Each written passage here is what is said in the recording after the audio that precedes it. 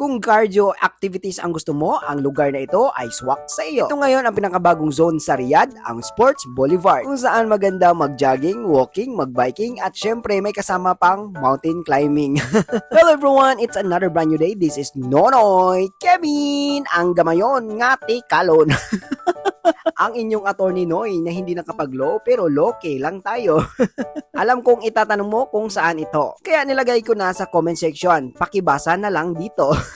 Bakit kasi sa atin puro tayo tanong, hindi tayo nagbabasa? Hay, nako, minsan wag tanga. Ang location na pinuntahan namin ay dito malapit sa may CAFD. Ang Sports Boulevard nito ay natawag nilang Promenade. Ang Sports Boulevard ay mayroong iba't ibang lokasyon dito sa Riyadh. Para sa mga iba't ibang lokasyon, pakicheck na lang ulit sa comment section. Maganda dito kasi talagang makakapag-unwind ka. Sama ko nga pala dito ang aming Mayura Redsky at syempre si Mayor Atienza na galing pa ng Maynila. Dito maganda mag-jogging at walking sa kanilang Sports Boulevard Bridge or tulay ba sa Tagalog. Pero mas maganda siguro yung view nito kung medyo hapon-hapon pa kasi pinang dumating kami nito gabi na. Mas makikita mo kasi yung ganda ng view niya kapag maaga pa. Kaya mo dyan? Uy, dalian nyo naman.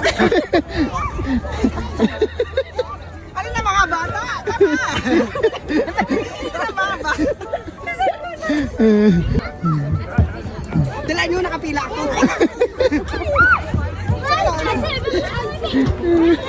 Hindi lang mga bata-tanda, kundi pati mga bata mag-i-enjoy talaga dito. At kung marunong ka naman magbisikleta, pwede kang mag-rent ng bike dito. Para sa akin, medyo may kamahalan lang dahil 55 Saudi Riyals ang rent per hour. Pero at least, mag-i-enjoy ka naman. Pero kung may sarili kayong bike, advice ko sa inyo, dalhin nyo na. Gandang tambayan ito ngayong Ramadan, kaya ngayong gabi, inyo nang puntahan. Wala namang entrance fee na babayaran. Kaya lang, mamamasahe ka talaga kapag wala kayong sariling sasakyan. And once again, this is Nonoy Kevin na lagi mong iwan na isang kasabihan, hindi pare-pareho ang buhay, may saya at lumbay. Kaya kailangan mong maging matibay.